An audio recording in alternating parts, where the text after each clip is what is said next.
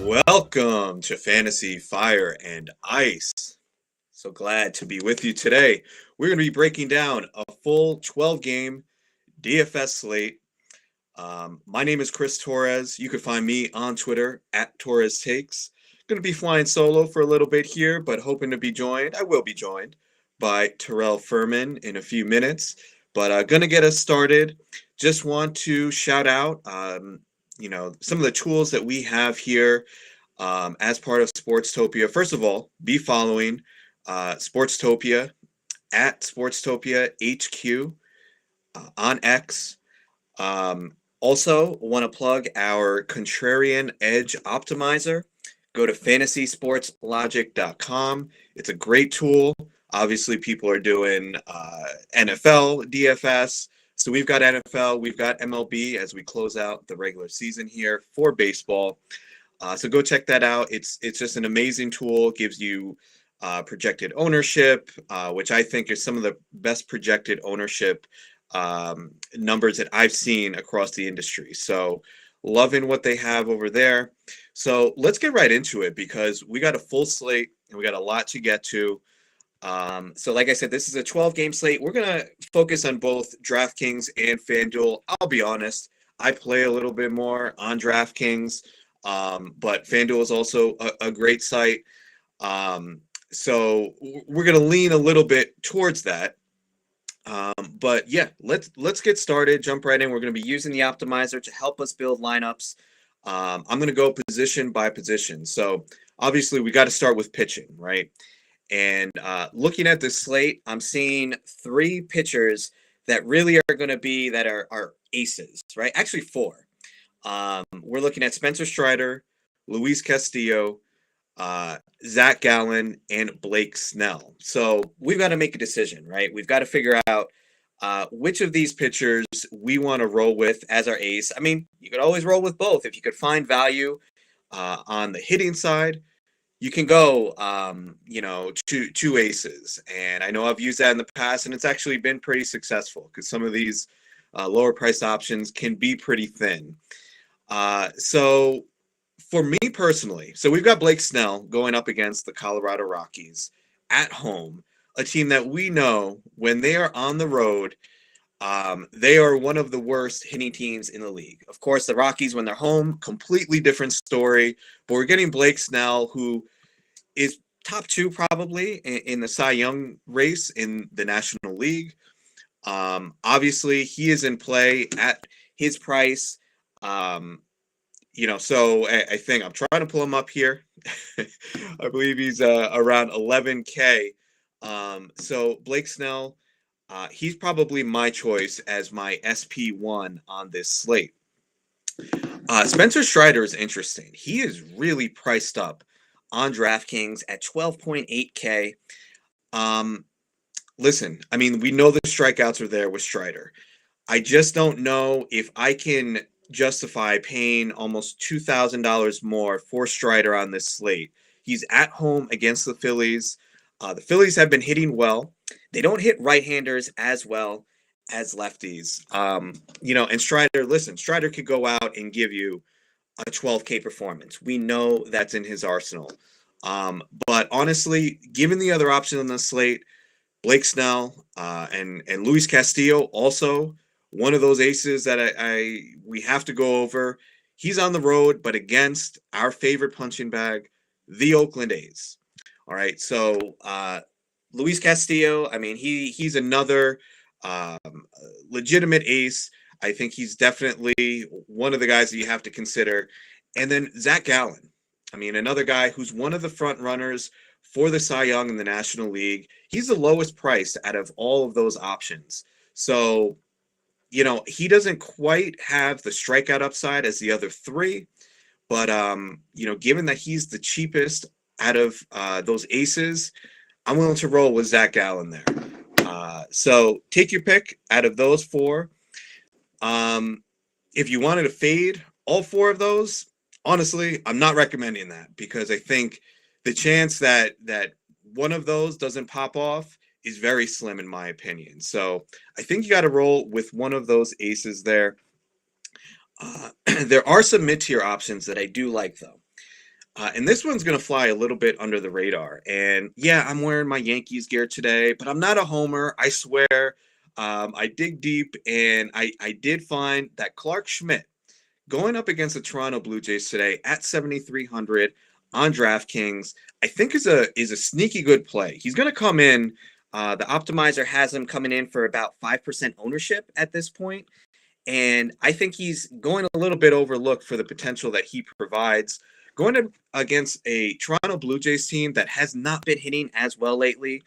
They do not hit righties nearly as well as they hit lefties. So at 7,300, I think there is some potential there. Obviously, we don't love the ballpark at Yankee Stadium, but I do think that he is fairly priced and coming in at a good projected ownership, that he's definitely in play. We've got Tanner Houck on the road against the Rangers. I don't know. I think that could be very risky on the road. But just something quickly to note on Tanner Houck. He's got a 14% swinging strike percentage over the past month. So, I don't know if it's necessarily you play him, but I don't know if I want to go up against him, given the strikeout stuff that he's been showing lately. And there are a couple lower price options that I think are interesting. Javier Assad is going to come in at a projected ownership of above 10%. He's, I think, too cheap at 5,900 on DraftKings at home against the Pittsburgh Pirates. I think he's definitely in play at that price. If you wanted to go with one of those higher priced aces and then go in with a cheaper option such as Assad, I think that definitely works. And one last guy who I think is really under the radar, who has made a few pitch changes lately, and I want to shout out a friend of mine, Eric Samolsky, who writes over at NBC. He had a great article recently about Alec Marsh and recent pitch changes that he made, adding a sinker in August, changing his slider into more of a sweeper. I think he's interesting. He's going to be more of a bulk reliever, but at 5,700, I think he's an option. He's going to go totally overlooked. But we've seen that he's had an 11 strikeout game. He's had 2 9-strikeout games. So listen, Cleveland is not a lineup that I'm necessarily scared of. So I'm okay in I'm talking about like a deep tournament, like one of these 150 max tournaments. I'm okay rolling with Alec Marsh, getting a little exposure to him, because if he goes off for one of those 10 strikeout games, I mean, he's someone who could legitimately win you a slate at that price. So again, my pitching strategy for today, go with one of the 4 aces. My particular lean is to Blake Snell. You could go with one of the mid-tier options in Clark Schmidt. I also forgot to mention Alex Cobb, who I think is a little too cheap, going up against a Diamondbacks team that is not that great, especially against righties. He's 7,500. I'm cool with that at his price if you're going in that mid-tier. And then the 2 lower price options that I think are in play are Assad and Marsh. That's kind of my pitching pool that I'm looking at today, and then I'm building around that. But let's go to some of the let's go to the other positions, and we're going to start at catcher for hitters. And it looks like Corey Lee is going to be popular at 2,500. And this is someone, honestly, like, I don't want to just give you the plays that I like. I want to look at the projected ownership and give you plays that I'm not necessarily in favor of. Because if we can fade some of those higher ownership plays, we get leverage on the field, right? So Corey Lee right now is going to be popular, around 10% projected ownership at catcher, and he's cheap, right? He's 2,500, going up against Jackson Rutledge of the Nationals, who's just making his second start. The White Sox are projected for a 4.9 total today, and I'll be honest, I just don't love this play. Just based on the recent batted ball metrics, anybody who's listened to me on this show before is, I look at the recent batted ball metrics. I think there is something predictive about that. And if I'm looking at what Corey Lee is doing, I'm not too impressed. 33% soft hit percentage, which is really high. 60% ground ball rate. So he's not hitting the ball hard. He's hitting the ball on the ground. And to boot, he's batting ninth. So I'm not in favor of that. Maybe Jackson Rutledge is that bad for the Nationals that it doesn't matter. But again, those are the reasons that I won't be on Corey Lee given how popular he'll be. Another catcher who will be popular is Cal Raleigh for the Seattle Mariners, projected to bat third against Paul Blackburn at 4,200 on DK. Listen, the price is right for the lineup spot and the power potential that Raleigh provides against a mediocre pitcher. Just one thing to note on Raleigh, too, why I kind of like him today. His contact rate is up over 8% over the past 2 weeks. He's more usually in that 70% range contact rate. He's up near 80% over the past few weeks. So I think given the fact that he's just seeing the ball better, someone with his power potential, if they could just make contact, the ball is going to go. So against Paul Blackburn, I'm definitely interested in Kyle Raleigh at catcher. Jake Rogers is red hot for the Tigers. He's got 4 home runs over the past 2 weeks. He's up against the Dodgers, who are putting Ryan Pepiot out there, who, listen, I don't think Ryan Pepiot was a bad pitcher. I think he's not someone we're going to stack against. But given how hot Jake Rogers has been, I think you're basically getting a Cal Raleigh type profile for $1,100 cheaper. So he's probably my number one option at the position at 3,100 on DraftKings. So, given how hot, he had another home run last night. So I do like Jake Rogers at his price. Moving on to first. Listen, the White Sox are going to be popular today. Everybody's up again. They see Jackson Rutledge did not have a good first start. They see the Vegas total that's up there, and a lot of people are going to be on the White Sox. And Andrew Vaughn is going to be starting at first base for the White Sox, most likely today, hitting in the middle of that lineup. I do like Vaughn, given where he's priced right now. His batted ball data over the past 2 weeks has looked really good with a 43% hard hit rate. I mean, Vaughn is just a really good hitter. And in a plus matchup, I'm definitely interested in him. Just trying to pull up his he's 3,400 on DraftKings. Too cheap. Just too cheap. He's going to be, probably in that 15 to 20% ownership range. I'm okay just eating the chalk and rolling with Vaughn as my first baseman. But I'm going to give you a value play that I really, really, really, really like. Dom Smith of the Nationals. So he's on the other side of that White Sox game. He had a home run yesterday, and I dug in a little bit more to Dom Smith. Now, I don't associate Dom Smith as being like a huge power hitter. He's got a 22% barrel rate over the past 2 weeks. All right, so that's beautiful, right? Like, he's locked in, he's hitting the ball hard, and on top of that, he's going up against a pure gas can and Jose Urena, who's giving up, wait for it, a 3.77 home run per 9 in his 6 starts so far this season.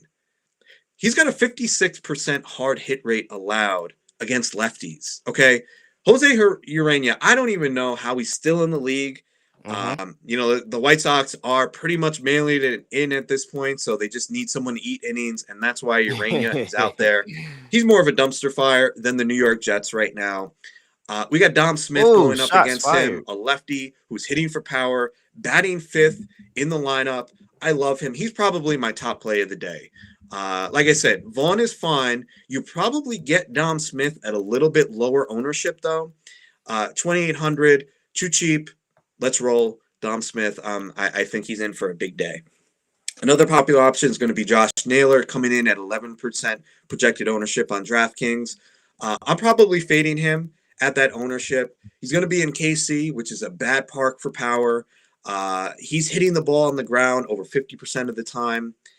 And honestly, he's going to be facing Alec Marsh for probably the majority of that game. And as I mentioned before, there's something about Alec Marsh I'm a little intrigued by that I don't love a Guardian stack today. And Josh Naylor, just not someone, given how popular he'll be, not someone I'm necessarily targeting. And on FanDuel, I just want to point out, William Contreras, too cheap.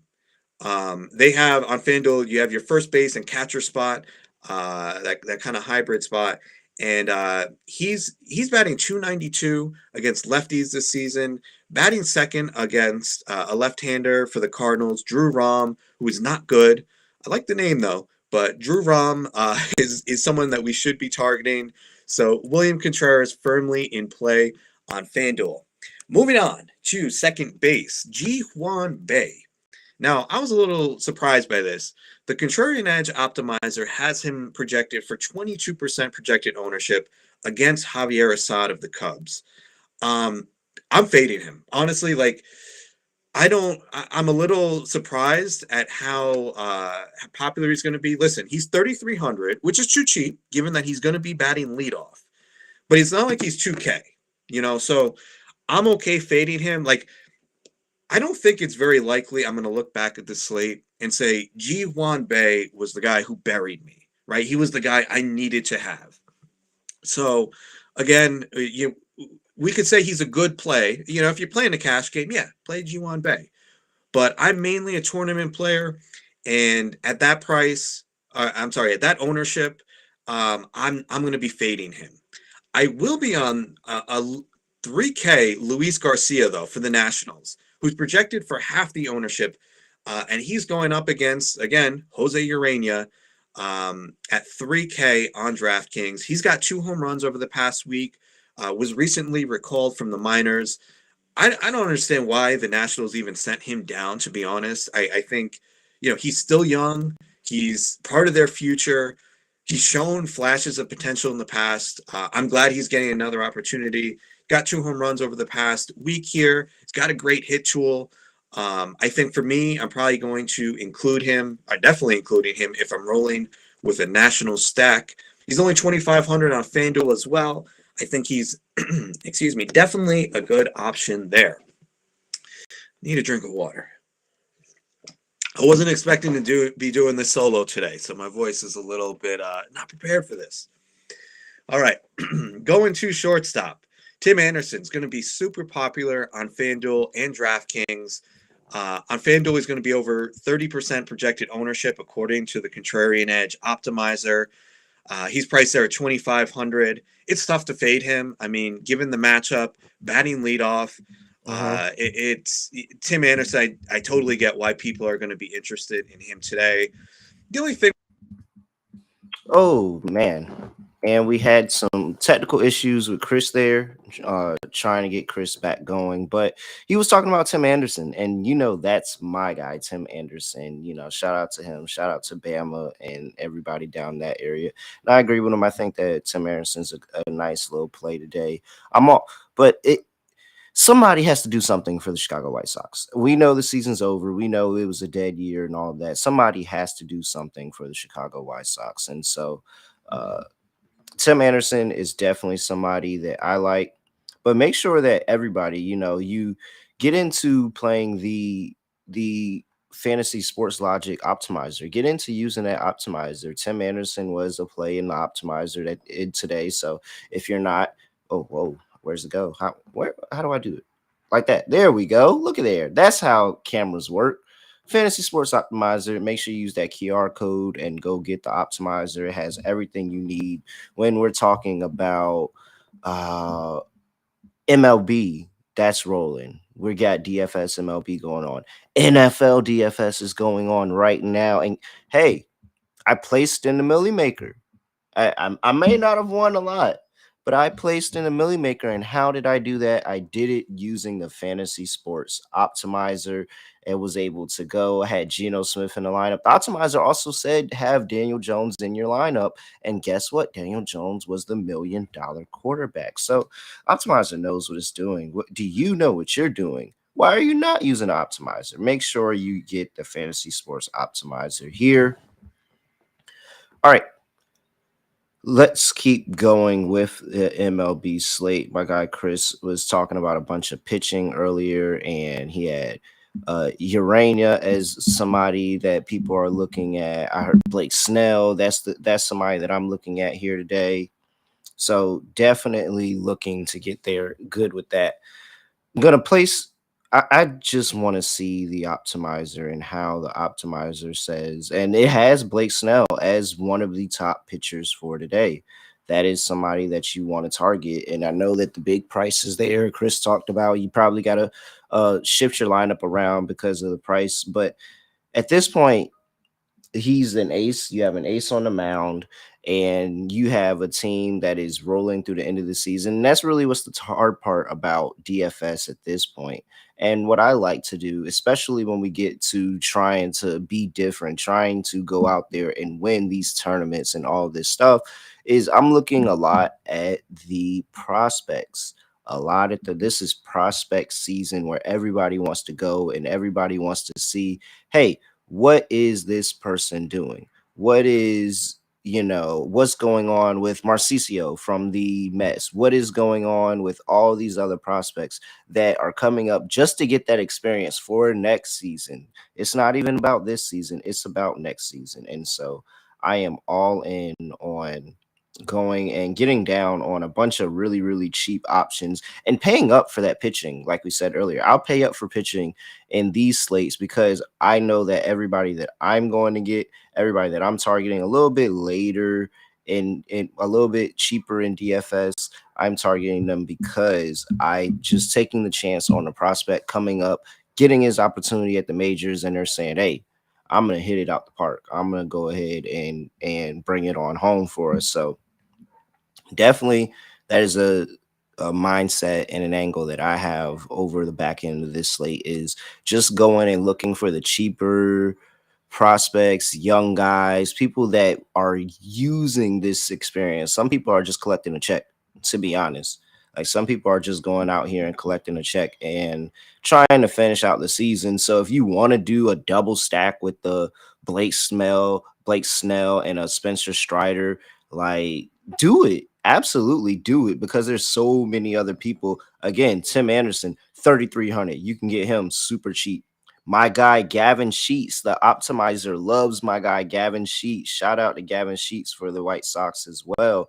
$2,600 on DraftKings. Like it doesn't get cheaper than that because one, this team isn't playing for anything, so they don't expect them to do anything. And two, these are young guys trying to get their experience. And Gavin Sheets, who is a person who's been in lineups over the course of the entire season, like over the course of the entire season, he's been in different lineups. He's been around this team, but he's just looking for that opportunity to make himself more known. And this is it when you can go play Washington on the road.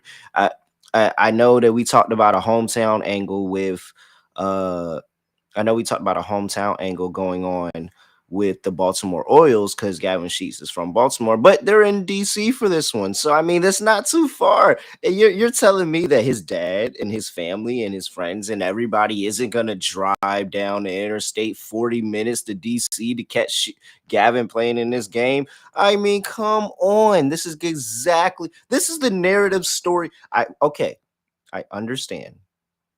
We had the opportunity in Baltimore. They didn't keep him in the lineup long enough. We didn't get it. This right here is a very good opportunity for my guy Gavin Sheets. So I'm rolling with Gavin Sheets again, man. I'm going back to him, and shouts out to him. Shouts out to his family. Mookie Betts is really, really good. And I think there's a concern that, the Dodgers clinch, the Rays clinch, the O's clinch. Everybody's going to the playoffs, but these guys are still out here playing games. These guys are still out here competing. And so Mookie Betts, who is somebody that I felt like is one of the best players in the league, and everybody can attest to that. I think that he's still a pretty decent option. If you want to go more expensive, Corey Carroll. Also, I'm getting these from the Fantasy Sport Optimizer. Optimizer is just going out there and throwing players out that, hey, these guys may have a really good day to day. Corbin Carroll in the outfield is another one. Cedric Mullins is one that I like as well on that Orioles team that did clinch, and being able to play that angle as well. Let's see here. Let's move on to another position in the outfield. And I did like what Chris was talking about with the Guardians. I really did. I'm going Stephen Kwan, man. Stephen Kwan, $3,600 on DraftKings is a relatively low ownership I see here. And I've seen him in person. I went to a Guardians game when I was at the FSGA conference, and Stephen Kwan is a guy that can put the bat on the ball, guys. And this is a cheap. He's a cheap option that you can look up, and he'll be 3 for 4 in a day with an RBI. You're like, oh, that was a really great day from a contact hitter, like just a really good contact hitter. So Stephen Kwan, another really cheap option I like in outfield. I'm not getting away from the Braves. I'm sorry. There's no way I'm getting away from the Braves. So if you want to throw an Acuna out there, then absolutely by far do it. If you have the salary, if you went cheap, like maybe you went with Chris's strategy and went cheap for one of your pitchers instead of tapping in on the aces, then absolutely get down on Ronald Acuna. I think that is a pretty solid play. And I'm going to leave you everybody with one more play. And this is coming straight from the Fantasy Sports Optimizer. So make sure that you all tap into the optimizer. Again, use the QR code at the bottom of the screen. That will get you access. You'll be able to go get and use that Fantasy Sports Optimizer. It's a lifetime subscription. So you'll be able to have it the rest of your life for whatever you need. And just you can go out there and you can turn a profit with this, and you can make this back playing in cash leagues or tournaments or anything like that. Like you can actually have a chance to make this back. So last thing I want to leave you with is at catcher Contreras. I think that he's still really good, $5,100. And I've been backing him on this show for it feels like every single episode, and I don't think there's been a single time I played a lineup where I've actually been disappointed with the contribution that I've got from him. So that's another one. I think that there's a lot of points to be scored in this Arizona game and Giants game. So I want a whole bunch. I talked about Corbin Carroll earlier. You got Walker at first base, $4,800. I think that's another good little stack opportunity available in that game. I think so. Absolutely. Make sure that you tap into the Fantasy Sports Optimizer and get these insights. And so for me, I don't have a catchphrase. I really don't. I try to do it every time, guys. I really don't. And it's really hard. Like people don't understand how hard it is to come up with a catchphrase that people say all the time. So unfortunately, I have nothing else to say, nothing else to do. No other way of ending this podcast. I'm just end it like this. Play that really cool freaking theme music one more time. We are out of here.